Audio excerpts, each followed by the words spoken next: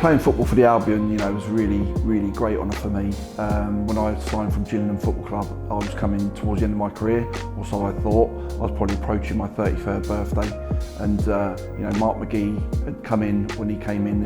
When he did, he sort of extended my career for me a little bit. Scoops it in from close range. Butters header, right equaliser. Gay Butters strikes again. Puts it into a massive ball. It's in the back post. Goal and header for the Seagulls, and they've scored through the old man, Gay Butters. He put me on a really big fitness regime that I bought into, and it extended my career by another few years. So I went on eventually to play till I was 39, and I think probably the year before I did retire, I remember being in conversation with Dick Knight, and I think Dean Wilkins was the manager at the time as well, and we were just talking about, eventually he wanted me to go to work on the community scheme, because I think that he felt that the older players that did play for Brighton, we could bring something to the table.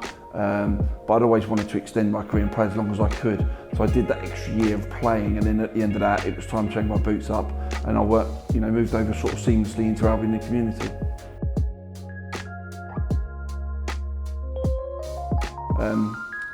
When I was a player at Brighton Hove Albion, we had to do 1 or 2 things a week, for the junior Seagulls or for Albion in the community. So it was quite a natural step that we'd go over onto it, and I knew quite a bit about Albion in the community and what they did in the area. I used to get pestered is the wrong word, but it was I used to get badgered quite a bit by a couple of the blokes that used to work on the community scheme over in West Sussex. And it was always on my way home. So yeah, I was really quite honoured and really prepared to go over there and dig in and help them out as much as I could. So I had a lot of conversations with the club at the time, the chairman and the manager at the time, and I think that they felt that I could bring something else to the community. So I was really chomping at the bit to get involved. Looking back on it, I think I've come up to my 15th year, and it's one of the best things I've done. I love it. I love the place. I love the football club. I love everything about it. It's the way that they're out there in the community helping, in schools, in different departments, disability, etc., fundraising, is something that I've really got my teeth into over the last 14, 15 years, and hopefully it continues, for a long time to come. I think the work that Albion in the community does is brilliant. I'm quite lucky really, because I'm at the coalface every day. I can see where the money raised goes.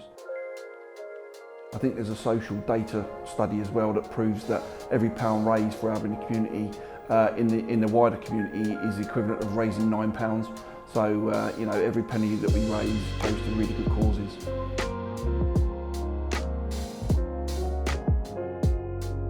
I also have to get involved, doing things like the videos for the community scheme, which I quite like. In the past I've done things for cancer awareness. I've hosted a couple of webinars where we've raised awareness of bowel cancer.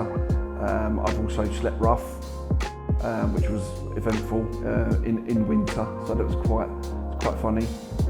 But yeah, it's all about raising funds, as much as we can for Albion in the community. Comparing the charity from when I started to now, it's a bit like chalk and cheese. When I first came on board, I was doing sort of after-school clubs, holiday courses, etc. And then I progressed on to working into colleges, going in there and sort of putting on coaching badges.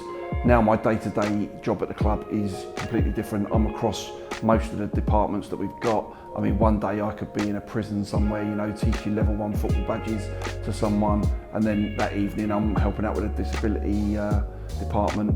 The next day I could be mucking in with fundraising and helping out on our Kicks project. So it's a wide variety of stuff that I've had to do. The last 2-3 years probably has been more involved with the further education side of things. We had a load of scholars coming in doing diplomas in sport, which I helped out on the training ground. And then when they finished their training, they were back in the classroom with the teachers learning extended diploma, which is the equivalent of 4 A-levels. So a lot of them have gone off to universities, and a couple of the boys have gone out to America and got scholarships out there as well. So it's pleasing to see some of our ex-alumni go off and do some really good stuff.